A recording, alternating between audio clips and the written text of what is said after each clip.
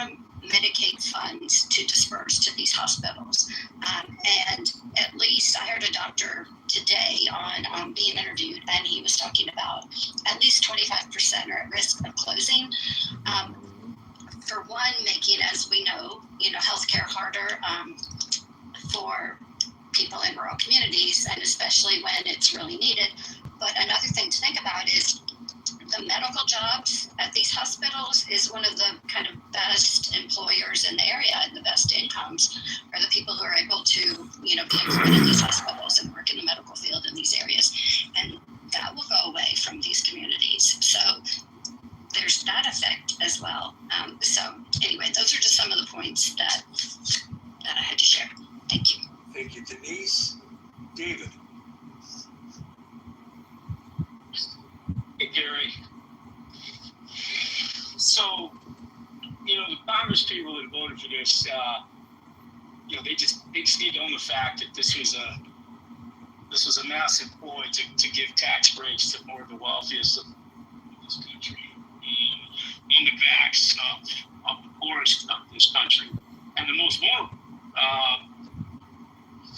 I've heard an argument that upwards of 20 million people will be affected by these bills, by the gutting of Medicaid throughout many of the red states, the congressmen from those red states that voted for this.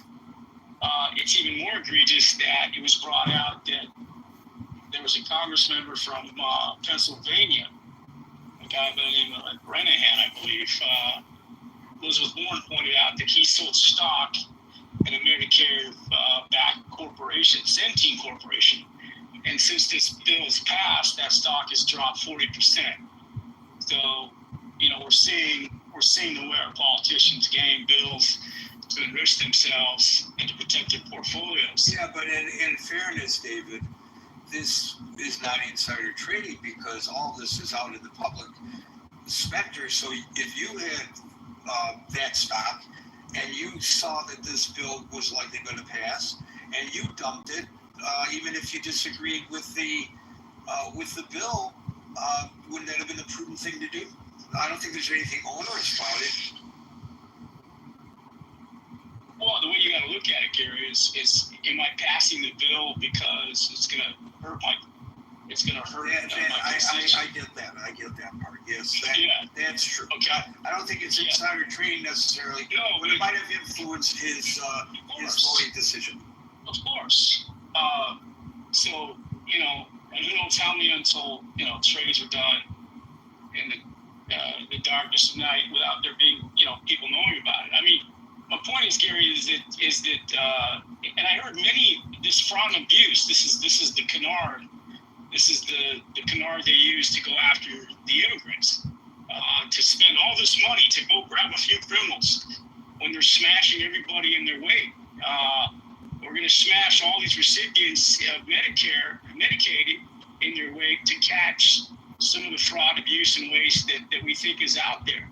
So it's really a kind of red herring to basically smash and to deny and reroute our tax dollars toward tax cuts that none of us benefit from, by the way, enriching, the billionaire class. And at least Elon Musk, as much of his own interests may not have aligned with this bill, and because of that, he's now upset that the deficits are going to rise and the debt will not go down. At least he's being honest from a fiscal standpoint, saying that how are we going to pay for this down the road? And we just keep kicking the can down the road, Gary, to the future generations. And to Dr. Francine and others talking points about do we really care about families? Do we really, is this a family values party? Do we really care that the youth of today can't afford to have children? I mean, especially these young men today. I mean, God forbid they have a child at age 24, 25 with no income, and then they're on the hook for 18 years of child support, let alone the cost of feeding and clothing and all the health care that goes into having a child.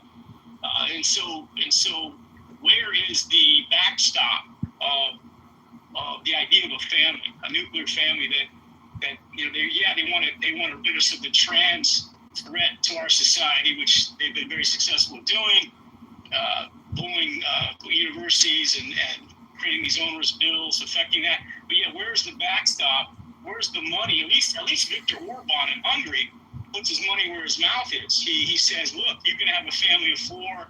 We'll subsidize your cars. We'll give you free health care. We'll even pay you money to have children.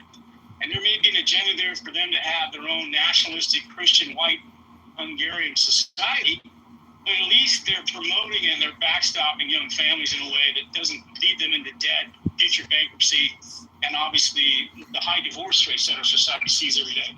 So I see a massive contradiction here in the way our country talks the talk but does not backstop it with policies that promote the very thing they're trying to strive for, which is strong families, values. Instead, they're saying, by the way, your grandma, we talked about this yesterday, is no longer going to have the funds needed to be comfortable in that retirement community. And so, who's going to have to pay for that? That's going to come on the backs of the other aspects of the middle class who just don't have the money to pay for those. I don't know if anybody's ever had to go out and look for health care for their fathers or mothers, but to put them in a home 24/7, especially if there's dementia or Alzheimer's or any of those kinds of things affecting your loved one, it is absolutely mind-numbing how much it costs to give round-the-clock care so that your parents can have end-of-life dignity in this country. And so, congrats to the glass raisers of this administration and to those that are going to not ever be affected by this bill. But let's hope that there's some sort of course correct in 2026. Otherwise, this is gonna end badly for a lot of people here, and I'll end there. Thank you, David. Dude.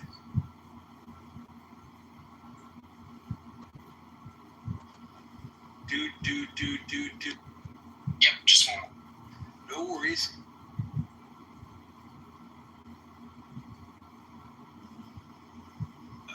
Are you with us or against us, dude? Sorry about that. I was just busy. So basically, I'll just keep this short. I don't want to hear anyone who supports this to complain about homeless people ever. That is your ignorance and I don't know, disrespect or disregard for other people who are suffering. I only came up here because I heard somebody say that health is the sole responsibility of the individual. That's not the truth. Primary, yeah. That's not the truth. That's not the case. Not for any healthy community or any healthy family whatsoever. And just I think that the epidemic of social isolation and loneliness is causing a lack of empathy in others because they don't have as much social connection with other people. They seem to be easier to not care about them. That's what that brought to my mind. It's just really the blatant disregard that's an for interesting others. perspective. So you're saying that because we have an epidemic of loneliness, people, because they're not socializing with folks in the manner in which we used to, they lack empathy because they just have no connection with people who have different experiences than their own. Is that, do I extract? Exactly. That is a very interesting piece of insight, dude. Very. Well, thank you, and I'm going to land it there. So if anybody out there is thinking that this doesn't concern me, I don't care. I don't care about these people who are lacking health care, who are suffering.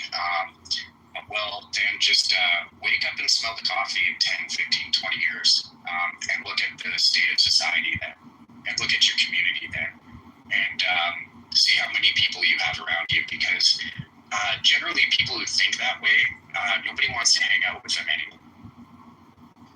Every once in a while this happens to me, and this is what keeps me going on doing this for the number of years that I have.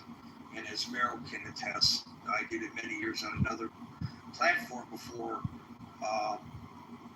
before Clubhouse was even conceived by the people who put this fine program together. I have many years under my belt of doing this. And sometimes it gets frustrating.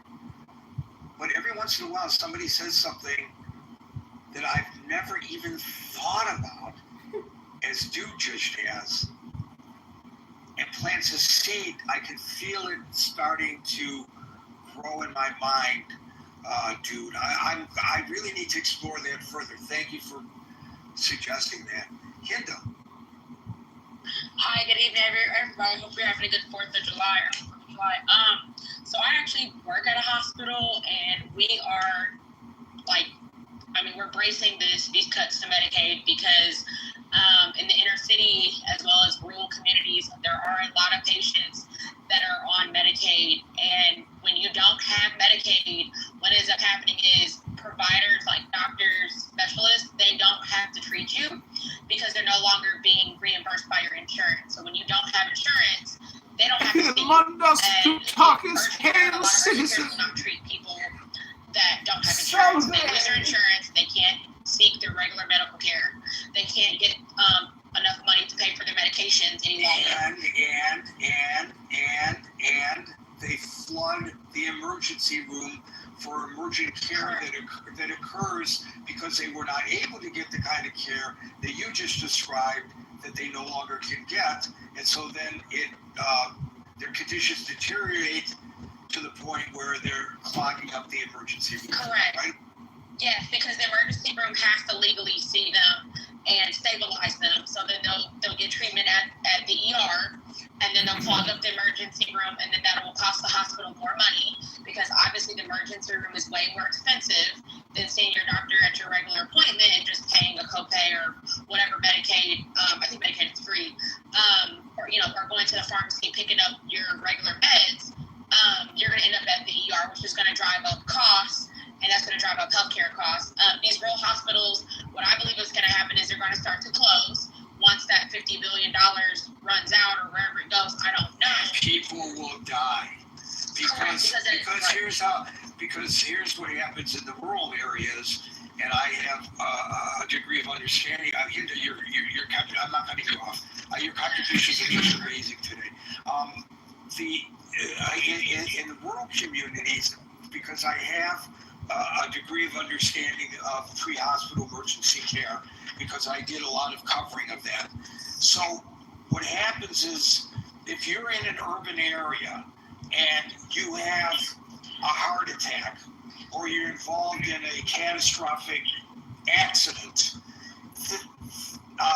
first of all, the EMS will respond in an expeditious manner, generally speaking. And generally speaking, now, thank goodness, in most of the country, it's going to be a paramedic unit, not just a BLS, basic life support unit. And then they're going to get you to the closest appropriate facility, which might be a regular emergency room, or it might be a trauma center emergency room. There are different statuses of emergency rooms to expedite the proper care. In rural areas, that's not how it works. The rural areas, it's going to take the ambulance a long time to get to you. That's correct. And then, if you have a serious life-threatening condition, they're not going to necessarily take you to that trauma center. They're going to take you to the rural hospital. And what will happen with the rural hospital is that the doctors there will try to stabilize you. And what do all of these rural hospitals have? Heliports. And why do they have heliports? Because then, by the way, at great cost, a medevac is brought in, weather permitting, to fly the patient to the healthcare center that the rural community cannot afford to sustain. Now, imagine that just 1/4 or 1/8 of the rural hospitals blows. I will tell you right now, and I'm sure there's studies that will tell us the projections. Imagine how many people are going to die who otherwise would have lived if those hospitals hadn't closed. And now, check me on that if I'm wrong on that. Yeah, I think this bill is just a bad idea for all Americans. I think that the Republican Party, namely, I guess I don't really even consider them big Republicans nowadays. I don't even know what to call these people because I was born, in the '80s, so I remember like Bush, Dad Bush, and was the Bush after the son Bush, and like other Republicans. Like I don't know what to call these people because I think they lost their minds. But yeah, I just think this bill is a bad idea all around for Americans. And I will say this, I don't want to take up the stage, but when they talk about these work requirements, you can actually look it up. In the state of Georgia and also in the state of Arkansas, they did implement work requirements. They did it in 2018 and 2019. They created a program, and their belief was that if they implemented work requirements, it would force people or make people become employable and get off Medicaid. And what exactly had happened was the exact opposite.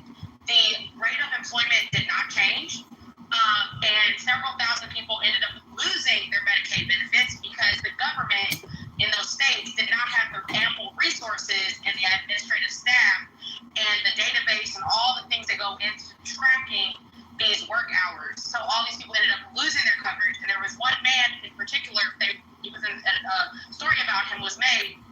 He actually lost his coverage. He could no longer get his medications, so he ended up actually getting sick, and he actually ended up losing his job because he was no longer deemed physically able or legally able to work that job because he wasn't able to take his depressed those jobs that he had to take these meds, and so he ended up actually losing his job. So then he was without insurance, and then he was without a job. So I don't think that these work requirements are a good idea because we don't have. And I don't mean to interrupt you, but in those two states, right? Even though they didn't work and they resulted in fewer people being covered, they kept the work requirements. Right. So all I want to say is I don't think these work requirements are a good idea. And the last two things I want to say is the things that I think we should be focusing on are the barriers to unemployment, which are childcare, which are physical, mental disabilities, right? Learning disabilities, education, right? You gotta have education to get certain jobs. Certifications cost money. Going into certificate programs and apprenticeships, those things cost money for you to enroll in those kind of programs. Transportation, I think those are the things that are barriers to unemployment. I don't see how Medicaid, there could be a few people out there possibly, but like I said, I worked at the hospital. The majority of people I saw on Medicaid were elderly, disabled people, and also people that they worked, like Dr. Francine was talking about, they worked and had children, like single mothers or a family. They worked, but they didn't make enough money to pay for insurance, or their job didn't offer insurance. For example, like Walmart. They worked at the local Walmart, which didn't offer insurance, and the income that they were making qualified them to go on to Medicaid. So that's all I want to say. Thank you so much for letting me speak. The studies that I'm looking at as you're speaking, one from the Family USA and one from the Prauji Shep Center, suggests that more than 300 rural hospitals nationally face potential closure under the terms of this bill. Let that sink in. Hey, Gary, by the way, can we just point out, saying that, the Republicans who passed those, and this is no disrespect to my Republican friends, but in these states, the Republicans who we now know, right, the data is seriously, okay, as Cindy was saying, people didn't work more, but people did lose their coverage. Yep, the work coverage, but even though they don't work, so why? Mission accomplished. We got people off the healthcare rolls. It's good when government's not paying for healthcare. So that's even though the program didn't achieve its stated end, it did get the underlying, and it got people off the health. Well, what did my son say about insanity? I'm going to try to suss out the mortality rate increase estimated by the potential closing of these hospitals as Merrill and Howard speak? First of all, I want to heads up to your friend. I know who you're talking about. We talked on the phone, and he is bionic, and you have to be bionic to take care of his child. I'm so worried about that child when he becomes of the age of infirmary. I'm just very worried, just so worried about what's going to happen to this child. That I hope he lives 100 years. Our family was, sadly and not sadly, our family had some relief because the child we were watching he passed away at a young age. But nevertheless, you still needed to be bionic to do every single thing to get help. And as a point of reference, I don't know if anybody remembers, just a couple of weeks ago, the firefighters who went, I believe it was in Idaho, and they went to put out a wildfire, and 2 of them were killed. It was sniper fire. I don't know if you followed that story. Of course. Sniper fire. And one of the firefighters was taken to a hospital for emergency. That very hospital is in danger right now. That hospital is at risk of being closed. So that's one of the hospitals that's at risk. So that's something to think about, because I don't think we did think about it that day or that night. And I was up until about 2:30 in the morning. I did watch as much as I could because I'm a nerd. I did watch a lot of the voting and a lot of the, 5 down, 5 for, 5 for, who's going to vote, who's this. And at some point, there was the reality, and it was mentioned, and not just by somebody of one party, but of somebody of another. It was mentioned that because Trump was on the phone all night and was getting angry in his tweets, you did have people that felt threatened, and these are people that. Their futures felt threatened, and they felt that they could better represent their constituents, which I think is wrong, by giving in to him, and rather than sticking with what they wanted to stick with for their constituents. And all they're going to have is just the video, the sound bites and the videos of them say, oh yeah, really raging for their constituents. And those people might not remember how those politicians voted. So but I did primarily want to say one slightly other thing. To what somebody said here about our health being our primary responsibility, and that maybe we fail at that. And that's not really true. There are reasons why some people get ill, and they have nothing to do with personal responsibility. They could have everything to do with genetics, all kinds of things.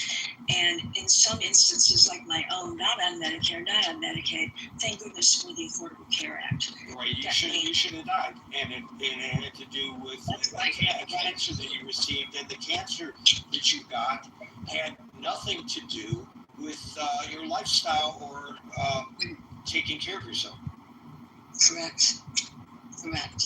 So to be able to call to get insurance, which by the way, my employer was helping me to get insurance that was affordable, and not be asked if I had a pre-existing condition. I don't think people can ever contemplate what that's like when you're looking for reasonable health care and you are asked that question. And by the way, when I said she should have died, it doesn't mean I wish you had died. No, It says statistically, I know you know, but I'm trying to explain to the audience. Statistically, basically, Meryl is a miracle person, and that's literally. So I looked at I'm looking at statistics provided by the National Bureau of Economic Research, which is a nonpartisan group. And worst case scenario, because we talked about We talked about, I forget the figure that we used earlier, but that's the figures I'm looking at. 300 rural hospitals. I said we're at risk. I didn't say that the analysis suggested that 300 rural hospitals will close at risk. So this is worst case scenario. If 300 rural hospitals close, and given in the aggregate, the estimated number of admissions annually that represents, applying the research that they've come up with to that number, it comes to 2,340 additional deaths a year, tied directly to the closures. That's worst case scenario, but still, I think it's we can at least conclude that there will be people who die as a result of rural hospitals closing, if in fact rural hospitals close as a direct result of this bill. Thank you, Merrill. And now the last word goes to Howard. Thanks, Gary. Certainly a very stimulating conversation. I will be very brief. Pretty much the point I wanted to express has come out. Will eligible folks lose their Medicaid? And I think in many examples it's going to happen.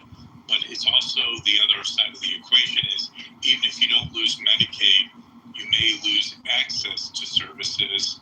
And the only other thing to add, just to kind of amplify it more, but with what's happening, and this came out earlier today, it was brought up about also automation and AI. So think about how much more difficult it's going to be if you are the risk of losing your medical services or your insurance, and then you're contending now with automation that helps solve whatever health issues that you may have. And with that, Gary, thanks so much for allowing me to have the last word, and have a great weekend. So you were the second person to mention AI, and I just want to point out in closing, and it's not directly related at all to this conversation, but I didn't get a chance to see it, but I saw it on my screen, and I'm going to try to find it on YouTube or on the CNN website. They were just before we opened the room, delving into AI companionship. Somebody earlier talked about people being lonely and so forth. And so the experts are concerned that already, and this thing is a new phenomenon, where I guess you can go online and choose a companion. And the companion gets to know you. Geez, I hope in my case, if I were to do that, it's better secured than 23andMe, because I don't want anybody to know my most intimate secrets other than my beautiful, and she will be beautiful, at least to my eyes, because I will have created her AI companion. And this is really a brand new product on the market, and there are a number of companies that are offering it. What I heard in the brief moments that I saw at the beginning of the piece on CNN, people are becoming romantically or otherwise emotionally attached to a non-human being. Their minds are changing. And I guess if you're lonely, you have absolutely no contact, or you're like a shut-in, either because of circumstances or because by design you feel awkward in social situations. It doesn't really matter. And you don't want to be alone. You want somebody you can talk to. I talk to myself all the time, and I find that stimulating, but other people might not. I think there's a potential crisis in the making, And I also saw a story very recently about a AI program that allows children to talk to their favorite cartoon characters. So I don't even know who the cartoon characters are today, but apparently you can call your cartoon character that you watch on television or on the internet, wherever the kids watch these things these days, and you can interact with the cartoon character. And there's already a lawsuit against this company from the parent of a little boy, I'm not sure of his age, who got involved, quote unquote, with this AI generated cartoon character, and apparently things didn't go the way he wanted it to go, and the little boy committed suicide. Oh my. And Gary, the example I was trying to express as it relates to Medicaid, you may start hearing about people saying, well, you may be losing some benefits, but now you have AI that can have all your answers for your medical situation. That's the point. Try it again, Hal. Oh, I'm sorry, Gary. I was just going to say, yeah, in this case, as it relates to like loss of Medicaid, there may be in the future value propositions or companies basically saying, well, you may have lost some of your Medicaid or all of your Medicaid benefits, but now here's an AI tool that you can consult with, and it'll diagnose and take care of all your medical issues, essentially replacing seeing a personal medical practitioner. That's the point. Or at least talking to one. Because Exactly. it's telemedicine too, which is not, as good as the doctor actually looking at you and, checking your reflexes or whatever the doctor does. Exactly. So this is very important. Are we going to trust healthcare to an AI? I bet you people who can even afford to go to see a doctor for reasons of expediency might voluntarily opt into such a program. Folks, we're here Monday through Friday from 5 p.m. to 6 p.m. New York time, but we will not be here tomorrow, Friday, for the 4th of July. Enjoy your holiday, even if you're not an American. We give you permission to grill some hot dogs and hamburgers and baked beans and I guess corn on the cob. And then you will feel like an American even if you are not. Folks, we'll see you on Monday. Everybody have a great weekend. Be safe and peace out. Us a recount, right, of what happened to the Israelites in history when we were in captivity under the Egyptians, how he delivered us. He called us out of that land. He caused us to inherit a new land. Jump down to verse 17 real quick. Verse 17. And while as they sinned not before their God, they prospered. So after we inherited that land, it said, as long as we didn't sin before our God, we prospered. Right? When you look at the kingdom, to David, to Solomon, it said as long as we didn't sin before God, we prospered. As long as us as a nation wasn't in sin, he allowed us to flourish. Read on. Because the God that hated iniquity was with them. Because God was with us. Right? But God hates iniquity. God hates sin. As long as we was doing what God told us to do, God was with us. Read on. But when they departed from the way which he appointed them, they were destroyed in many battles very soon. Read. And were led captives into a land that was not theirs. Come on. And the temple of their God was cast to the ground. And their cities were taken by the enemies. But when we sinned against God, you see what happened? It said the nation of Israel would be carried into slavery. And that's what happened with so-called blacks, Hispanics, and Native Americans. We transgressed and we sinned against God. Therefore, God caused us to go into slavery. Read on. But now are they returned to their God, and are come up from the places where they were scattered, and have possessed Jerusalem.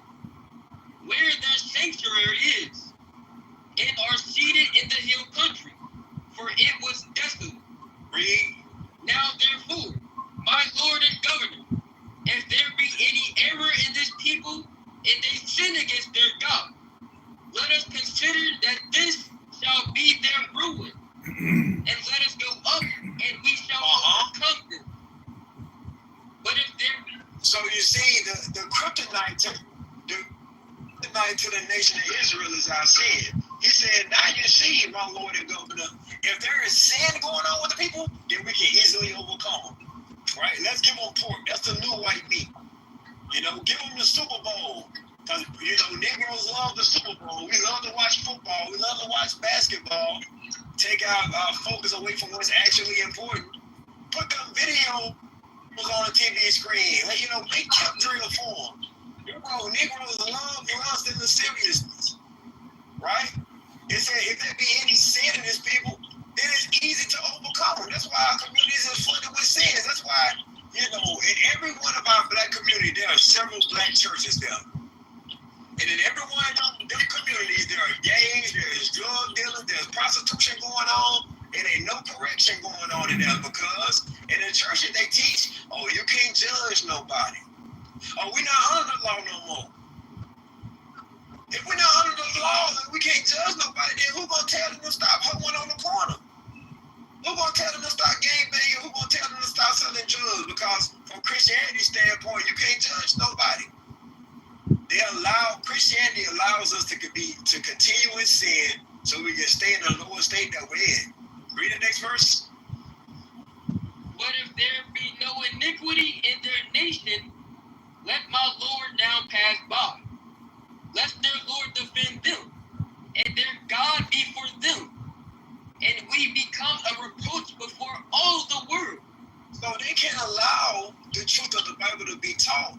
Because if the truth of the Bible be taught, and you so-called blacks, Hispanics, and Native Americans, and the diaspora that have been scattered through slavery were to wake up to the truth of who you are and actually apply the commandments of God, this nation falls.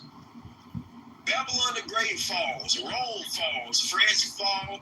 Every nation on the face of this earth will fall when the nation of Israel repent and return to who they are. So no, they can't allow for you to hear the truth. Why would they allow that? If they want to continue their rulership, why would they teach you that Jesus Christ was a black man?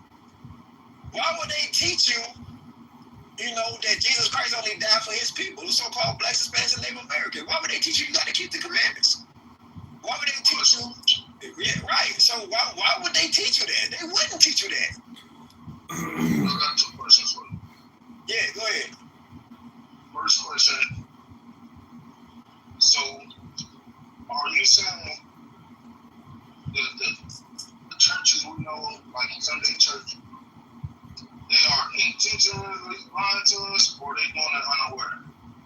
I think I know that some of them are unintentionally doing it, and others are intentionally doing it, right? Because read that now in Isaiah, right? Isaiah 29. Because there are people who are actually taught, they go to their seminary schools and they are supposedly taught about what the scriptures say. And there are people who just regurgitate what they heard. Like me, I grew up in Mississippi, right? I grew up in Mississippi. And when I was growing up, I had family members, you know, who was in like deep parts of Mississippi and so forth. And those preachers out there, they ain't never went to no seminary school before in their life. They just repeating what they heard. You know what I mean?